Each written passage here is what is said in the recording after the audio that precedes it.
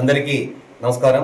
Palamaner TDP పట్టణ అధ్యక్షులు నా పేరు ఆర్ బలరాం శెట్టి. ఈరోజు జ్యోతిరాం పూలే జయంతి సందర్భంగా మన మరవలేని నాయకుడు జ్యోతిరాం పూలే జయంతి సందర్భంగా ఆయన చేసిన సేవలు దేశానికి అదేవిధంగా ప్రపంచానికి చాలా కొనియాడే సేవలు అనేసి తెలియజేసుకుంటున్నాను. జ్యోతిరాం పూలే గారు చదువుల పట్ల ఆసక్తి గలవాడు. అర్ధరాత్రుల్లో ప్రతిరోజు ఒక బుక్కుని చదివే అలవాటు ఉండే వ్యక్తి. ఎందుకంటే ఆయన దూరదృష్టి ఏంటంటే 150 సంవత్సరాలకు ముందే ప్రతి ఒక్కరూ చదువుకోవాలి అనే యొక్క దీర్ఘదృష్టి కలిగిన నాయకుడు మన జ్యోతిరాం పూలే గారు అనేసి తెలియజేసుకుంటున్నాను.